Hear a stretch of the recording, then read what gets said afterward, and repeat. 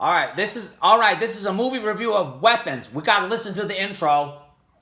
A lot of people die in a lot of really weird ways in this story. But you're not gonna find it in the news or anywhere like that.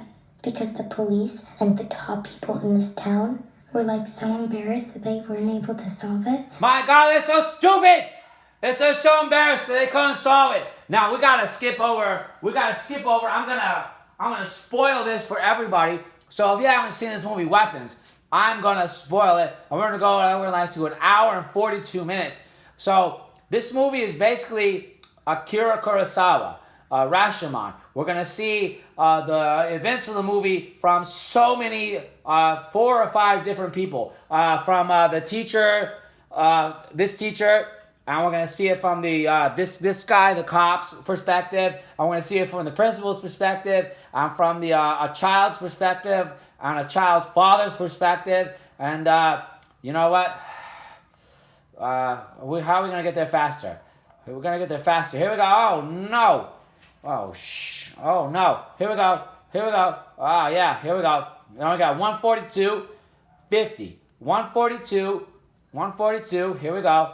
And we're going to go back up. I'm going to back up right about here. And there's a kid getting picked on the bus. You know, this is Alex. He's one of the kids. He's the kid that was left behind. Why was he left behind? So if you don't know the movie, in the movie Weapons, all right, these kids are taken, right? Oh my gosh, where did the kids go? They disappeared. So we have to look up and find out where they went. And I'm going to show you exactly what happened. And it happens at an hour and 42 minutes in, where we find out what happens. Here we go. It might be just what I need. You think if you got better, you'd go back home? If I got better, I'd go back home.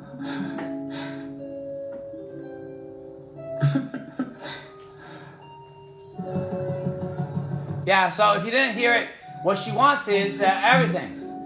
What she wants is she wants things that the children own. But maybe you could, though. You could help. How? Well, at school, bring an object from each of your classmates home to me. Right. So he has to. This is like his grandma, and she's like a witch, okay? And she's already bewitched his parents so that she can stay in the house. And now she wants her grandson to get things owned by the children at the school. Now, this doesn't make any sense, as we're gonna see, because what happens is she is the reason all the children disappear at 2:17 in the morning, but she doesn't do anything to them. She doesn't like drain their essence. Like you remember Dark Crystal? Remember Dark Crystal where they kidnapped the I forget what they're called, the Gendals, the Gandalf, whatever they are. But then they drain their essence with a straw. They drain their essence with a straw. They like put them in front of the light of the crystal, and it's like, and their essence is drained out, and they drink it with a straw. That's really even though it's puppets, that's pretty evil. The Skeksis drain their essence and drink it with a straw. That's pretty evil. But she doesn't even do that. She's just like, give me this stuff. And they end up in her basement. And what is she going to do with them in her basement? Well,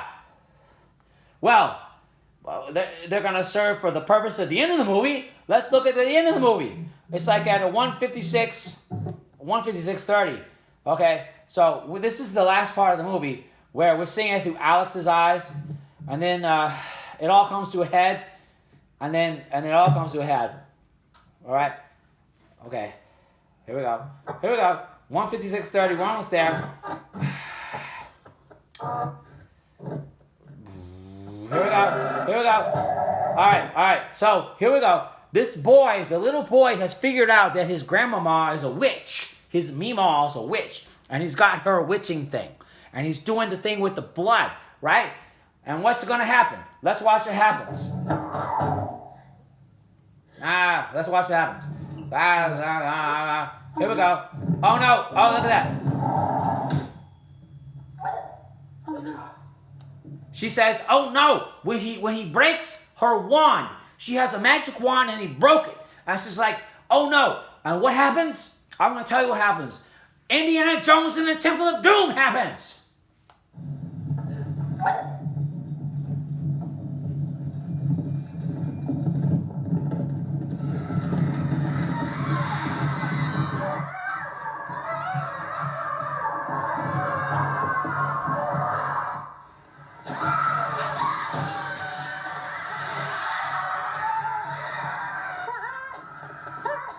And you know what? That's probably the most I can show you without getting like a copyright strike. I might get a copyright strike. Who cares?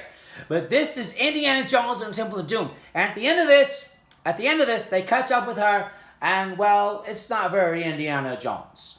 And like this movie is so ridiculous. Okay, I had high hopes for it because it had a neat premise, and it was so like mysterious. And like Barbarian, the guy who directed Barbarian, that was like his first movie, and I thought Barbarian was pretty cool.